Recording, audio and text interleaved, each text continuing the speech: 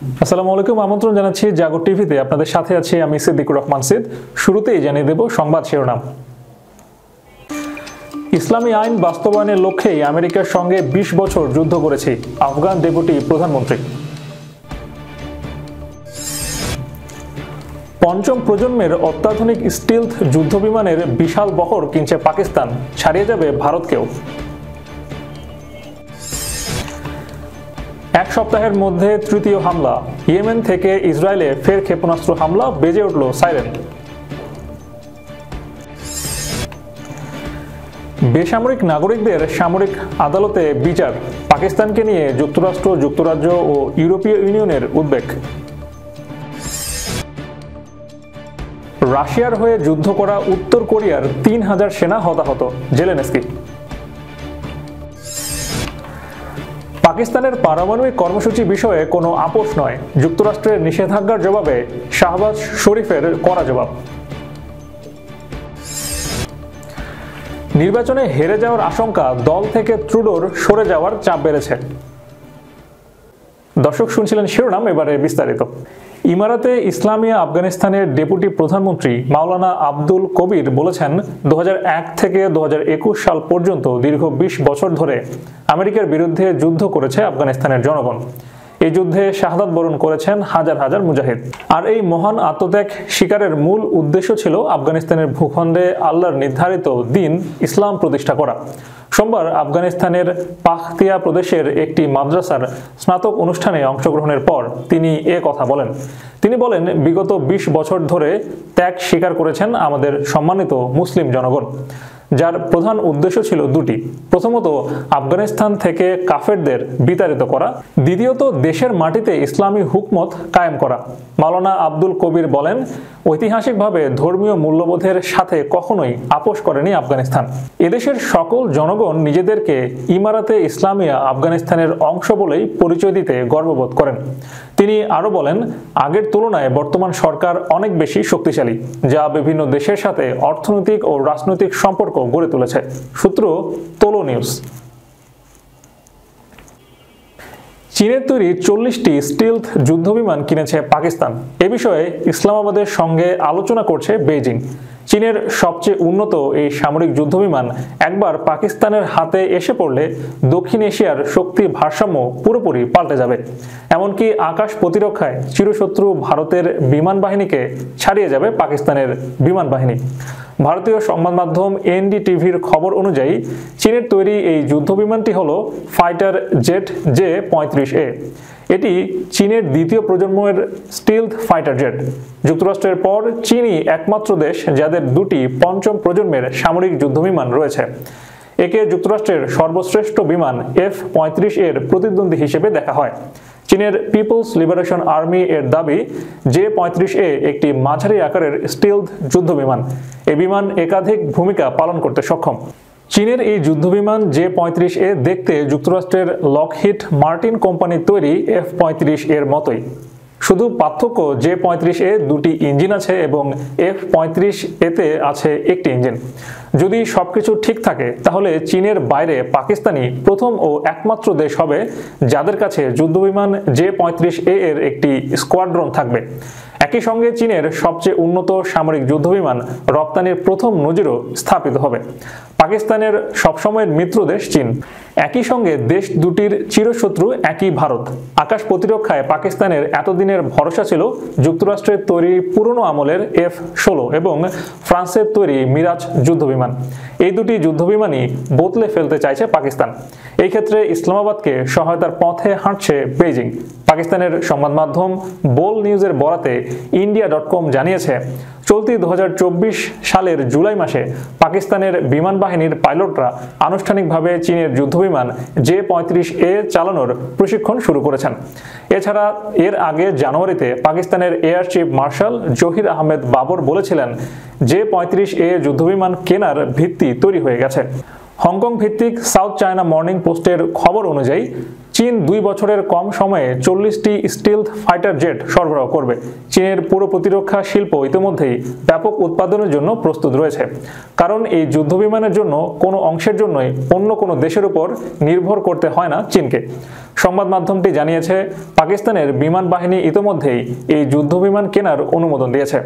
Beijing থেকে আনুষ্ঠানিক কোনো তথ্য পাওয়া না গেলেও যদি এমন চুক্তি বাস্তবায়িত হয়, তাহলে পাকিস্তানের বিমান প্রতিরক্ষা ব্যবস্থা উল্লেখযোগ্যভাবে শক্তিশালী হবে। মার্কিন বিমান বাহিনীর চায়না অ্যারোস্পেস স্টাডিজ ইনস্টিটিউটের পরিচালক ব্র্যান্ডন মুলভেনি সাউথ চায়না মর্নিং পোস্টকে বলেছেন, এই পদক্ষেপ পাকিস্তানকে চীনের সঙ্গে আরও ঘনিষ্ঠভাবে যুক্ত করেছে। পাকিস্তানের বিমান বাহিনী ভারতীয় বিমান বাহিনী থেকে এগিয়ে যাবে। তবে তিনি এও বলেন, চীনা যুদ্ধবিমান নিয়ে পাকিস্তানিরা কতটা দক্ষতার সাথে উড়তে ও যুদ্ধ করতে পারবে সেটি ভিন্ন বিষয়। এছাড়া যুদ্ধবিমানের কর্মদক্ষতা নির্ভর করে বেইজিং কিভাবে অস্ত্র ও অন্যান্য সহায়তা ব্যবস্থা সরবরাহ করবে তার উপর। ইয়েমেনের ইরান সমর্থিত হুতি বিদ্রোহীরা ইসরায়েলের ব্যালিস্টিক ক্ষেপণাস্ত্র দিয়ে হামলা করেছে। মঙ্গলবার সকালে এতে দেশটির কেন্দ্রীয় ও দক্ষিণাঞ্চলের সতর্কতা সাইরেন বেজে ওঠে। গত এক সপ্তাহের মধ্যে এটি তৃতীয় হামলা। ইসরায়েলের প্রতিরক্ষা বাহিনীর জানায়, ক্ষেপণাস্ত্রটি ইসরায়েলি আকাশসীমায় প্রবেশের আগেই সফলভাবে প্রতিহত করা হয়েছে। ইসরায়েলি সংবাদ মাধ্যম টাইমস অব ইসরায়েল এর খবর জানিয়েছে। আইডিএফ বলেছে, দূরপাল্লার অ্যারো আকাশ প্রতিরক্ষা ব্যবস্থার মাধ্যমে এটি ধ্বংস করা হয়, যা বায়ুমণ্ডলের বাইরে ব্যালিস্টিক ক্ষেপণাস্ত্র ধ্বংস করতে সক্ষম। ক্ষেপণাস্ত্র ধ্বংসের পর এর টুকরো পড়তে পারে এমন আশঙ্কায় হারজেলিয়া থেকে আশদোদ পর্যন্ত এবং বিয়ার সেভার পূর্বাঞ্চলে বেশ কয়েকটি শহরে সাইরেন বাজানো হয়। তবে মাগেন ডেভিড আদম জরুরি সেবার তথ্য অনুযায়ী ক্ষেপণাস্ত্র বা এর ধ্বংসাবশেষে কারো আহত হবার খবর পাওয়া যায়নি। তবে তেল আবিবে একটি আশ্রয় কেন্দ্রে যাওয়ার পথে 60 বছর বয়সী এক নারী পড়ে গিয়ে গুরুতর আহত হন এবং তাকে ইচিলপ হাসপাতালে ভর্তি করা হয়েছে। এছাড়া সাইরেনের কারণে আতঙ্কিত হয়ে দৌড়ানোর সময় পড়ে গিয়ে বা উদ্বেগজনিত সমস্যায় আক্রান্ত হয়ে 25 জনকে প্রাথমিক চিকিৎসা দেওয়া হয়েছে।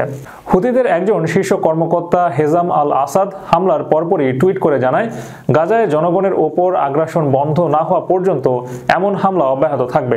হুতিদের পাশাপাশি লেবাননের হিজবুল্লাহ একই ধরনের হুমকি দিয়েছিল। তবে ইসরায়েলের পাল্টা আক্রমণে তাদের সামরিক সক্ষমতা ধ্বংস হওয়ার তারা আপোষ করতে বাধ্য হয়। সোমবার হুথিরা ইসরায়েলে ড্রোন হামলার দায় স্বীকার করে। আইডিএফ জানায়, ইসরায়েলি আকাশ সীমার বাইরে একটি ড্রোন গুলি করে ভূপাতিত করা হয়েছে। পাকিস্তানের সামরিক আদালতে 25 জন বেসামরিক নাগরিকের সাম্প্রতিক সাজা নিয়ে উদ্বেগ প্রকাশ করেছে যুক্তরাষ্ট্র। বিষয়টি নিয়ে এর আগে উদ্বেগ জানিয়েছিল ইউরোপীয় ইউনিয়ন ও যুক্তরাজ্য। সোমবার সামাজিক যোগাযোগ মাধ্যম এক্সে দেয়া এক পোস্টে মার্কিন পররাষ্ট্র দফতরের মুখপাত্র ম্যাথিউ মিলার এই উদ্বেগ প্রকাশ করেন। পাকিস্তানের সংবাদ মাধ্যম ডন এ খবর জানিয়েছে। পোস্টে ম্যাথিউ মিলার বলেন, পাকিস্তানি বেসামরিক নাগরিকদের সামরিক ট্রাইব্যুনালে সাজা দেওয়া নিয়ে যুক্তরাষ্ট্র উদ্বিগ্ন। পাকিস্তানি কর্তৃপক্ষকে ন্যায় বিচার ও যথাযথ প্রক্রিয়ার অগ্রাধিকার রক্ষার আহ্বান জানিয়েছেন তিনি। এর আগে এক বিবৃতিতে মার্কিন পররাষ্ট্র দফতর বলেছে, এই সামরিক আদালতগুলোতে বিচারিক স্বাধীনতা, স্বচ্ছতা ও যথাযথ প্রক্রিয়ার গ্যারান্টি নেই। এর আগে যুক্তরাজ্যের foreign, Commonwealth and development office একই রকম উদ্বেগ প্রকাশ করে। এক বিবৃতিতে এফসিডিও বলেছে, যুক্তরাষ্ট্রের পাকিস্তানের নিজস্ব আইন প্রক্রিয়ার উপর সার্বভৌমত্বকে সম্মান জানালেও সামরিক আদালতে বেসামরিক নাগরিকদের বিচার, স্বচ্ছতা ও স্বাধীন মূল্যায়নের অভাব এবং ন্যায় বিচারের অধিকারের পরিপন্থী। আমরা পাকিস্তান সরকারকে আন্তর্জাতিক নাগরিক ও রাজনৈতিক অধিকার সনদ এর অধীনে তাদের দায়িত্ব পালনের আহ্বান জানাই। গত 9 মে দেশব্যাপী দাঙ্গায় অংশগ্রহণের অভিযোগে দোষী সাব্যস্ত 25 বেসামরিক নাগরিককে 2 থেকে 10 বছরের কারাদণ্ড দিয়েছে পাকিস্তানের বেসামরিক আদালত। এই দাঙ্গা 2023 সালের 9 মে পিটিআই প্রতিষ্ঠাতা ইমরান খানের গ্রেফতারের পর শুরু হয়। রায় ঘোষণার একদিন পর ইইউর একজন মুখপাত্র এই রায়গুলোকে পাকিস্তানের আন্তর্জাতিক নাগরিক ও রাজনৈতিক অধিকার সনদের অধীনে নেওয়া বাধ্যবাধকতার সঙ্গে অসঙ্গতিপূর্ণ বলে বর্ণনা করেছেন। ইউক্রেনের কুরস্ক অঞ্চলে অনুপ্রবেশ করে রাশিয়ার পক্ষে যুদ্ধে নেমে উত্তর কোরিয়ার 3000 সেনা হতাহত হয়েছে বলে জানিয়েছে ইউক্রেনের প্রেসিডেন্ট জেলেনস্কি। সোমবার সামাজিক যোগাযোগ মাধ্যম এক্সে পোস্টে ইউক্রেনের প্রেসিডেন্ট নিশ্চিত করেছেন। জেলেনস্কি বলেন, প্রাথমিক পরিসংখ্যান অনুযায়ী কুরস্কে উত্তর কোরিয়ার নিহত এবং আহত সেনা সংখ্যা ইতোমধ্যে 3000 অতিক্রম করেছে। ইউক্রেনের প্রেসিডেন্ট হুঁশিয়ারি দিয়েছেন যে পিয়ংইয়ং মস্কোর সেনাবাহিনীর জন্য আরও কর্মী বা সরঞ্জাম পাঠাতে পারে। সেই সঙ্গে উত্তর কোরিয়ার সঙ্গে রাশিয়ার সামরিক সহযোগিতার প্রতিহত করার জন্য প্রায় কিছুই না করায় বিশ্ব নেতাদের সমালোচনা করেছেন জেলেনস্কি। জেলেনস্কি বলেন, রুশ সেনাবাহিনীতে উত্তর কোরিয়ার অতিরিক্ত সেনা ও সামরিক সরঞ্জাম পাঠাতে পারে। এদিকে দক্ষিণ কোরিয়ার সামরিক বাহিনী স্থানীয় সময় সোমবার এক বিবৃতিতে বলেছে, রাশিয়ার আত্মঘাতী ড্রোন সহ আরও সেনা ও অস্ত্র পাঠানোর প্রস্তুতি নিচ্ছে উত্তর কোরিয়া। যুক্তরাষ্ট্রের নিষেধাজ্ঞার প্রতিক্রিয়ায় পাকিস্তানের প্রধানমন্ত্রী শাহবাজ শরীফ বলেছেন, তাদের দেশের পারমাণবিক কর্মসূচির বিষয়ে কোনো আপোষ হবে না। এ ধরনের যে কোনো সম্ভাবনার কথা সরাসরি নাকচ করে দিয়েছেন তিনি। খবর জিও নিউজের। মঙ্গলবার রাজধানী ইসলামাবাদে মন্ত্রিসভার বৈঠকে মন্তব্য রাখতে গিয়ে শাহবাজ শরীফ বলেন, আমাদের ওপর আরোপিত নিষেধাজ্ঞার কোনো যৌক্তিকতা নেই। পাকিস্তানের পারমাণবিক কর্মসূচির বিষয়ে কোনো আপোষ হবে না। গত বুধবার পাকিস্তানের ব্যালিস্টিক ক্ষেপণাস্ত্র কর্মসূচির উপর নিষেধাজ্ঞা দেয় যুক্তরাষ্ট্র। ওই নিষেধাজ্ঞা পাকিস্তানের 4টি সংস্থার উপর আরোপ করা হয়, যার মধ্যে দেশটির রাষ্ট্রীয় মালিকানাধীন প্রতিরক্ষা সংস্থাও রয়েছে। ব্যালিস্টিক ক্ষেপণাস্ত্রের বিস্তার বা সরবরাহ করে এমন প্রতিষ্ঠানগুলোকে এই নিষেধাজ্ঞার টার্গেট করে যুক্তরাষ্ট্র। যুক্তরাষ্ট্রের এই নিষেধাজ্ঞা নিয়ে তাৎক্ষণিক প্রতিক্রিয়ায় দেশটির পররাষ্ট্র মন্ত্রণালয়ের মুখপাত্র মমতাজ জাহারা বালুচ বলেন, এনডিসি সহ 4টি বাণিজ্যিক সংস্থার উপর নিষেধাজ্ঞা আরোপের মার্কিন সিদ্ধান্ত দুর্ভাগ্যজনক ও পক্ষপাতমূলক। আগামী বছর কানাডায় জাতীয় নির্বাচন অনুষ্ঠিত হবে। এই নির্বাচনে দেশটির প্রধানমন্ত্রী জাস্টিন ট্রুডোর দল লিবারেলস হেরে যাওয়ার আশঙ্কা তৈরি হয়েছে। এই অবস্থায় দলের আইন প্রণেতারা ট্রুডোকে সরে যাওয়ার জন্য চাপ দিচ্ছেন। খবর রয়টার্সের। ক্ষমতাসীন লিবারেল পার্টি দীর্ঘ 9 বছর ধরে কানাডায় দায়িত্বে রয়েছেন, কিন্তু আবাসন সংকট ও দ্রব্যমূল্যের অতিরিক্ত দাম দেশটির নাগরিকদের ব্যাপক সংকটের মধ্যে ফেলে দেয়। ফলে আগামী নির্বাচনে এই দলটি হেরে যাওয়ার আশঙ্কা তৈরি হয়েছে। কানাডার ব্রডকাস্টিং কর্পোরেশন জানিয়েছে, অন্টারিওর লিবারেল পার্টির 50 জন সংসদ সদস্য এবং দলের প্রধান শনিবার ভার্চুয়াল মিটিংয়ে একমত হয়েছেন যে ট্রুডোর পদত্যাগ করা উচিত। অন্টারিও কানাডার 10টি প্রদেশের মধ্যে অন্যতম জনবহুল অঞ্চল। ট্রুডোর অনুগত সংসদ সদস্য চন্দ্র আর্য গতকাল রোববার সিবিসি নিউজকে বলেন, নেতৃত্বের পরিবর্তন ছাড়া তাদের আর কোনো বিকল্প নেই। এছাড়া গত শুক্রবার লিবারেল পার্টির 18 জন আইন প্রণেতা প্রকাশ্যে ট্রুডোর পদত্যাগ দাবি করেন। দর্শক, শেষ করার পূর্বে সংবাদ শিরোনামগুলো জানিয়ে দেব আরও একবার। ইসলামী আইন বাস্তবায়নের লক্ষ্যেই আমেরিকার সঙ্গে 20 বছর যুদ্ধ করেছি, আফগান ডেপুটি প্রধানমন্ত্রী। পঞ্চম প্রজন্মের অত্যাধুনিক স্টিলথ যুদ্ধবিমানের বিশাল বহর কিনছে পাকিস্তান, ছাড়িয়ে যাবে ভারতকেও। এক সপ্তাহের মধ্যে তৃতীয় হামলা, ইয়েমেন থেকে ইসরায়েলে ফের ক্ষেপণাস্ত্র হামলা, বেজে উঠল সাইরেন। বেসামরিক নাগরিকদের সামরিক আদালতে বিচার, পাকিস্তানকে নিয়ে যুক্তরাষ্ট্র, যুক্তরাজ্য ও ইউরোপীয় ইউনিয়নের উদ্বেগ। রাশিয়ার হয়ে যুদ্ধ করা উত্তর কোরিয়ার 3000 সেনা হতাহত, জেলেনস্কি। পাকিস্তানের পারমাণবিক কর্মসূচি বিষয়ে কোনো আপোষ নয়, যুক্তরাষ্ট্রের নিষেধাজ্ঞার জবাবে শাহবাজ শরীফের কড়া জবাব। নির্বাচনে হেরে যাওয়ার আশঙ্কা, দল থেকে ট্রুডোর সরে যাওয়ার চাপ বেড়েছে।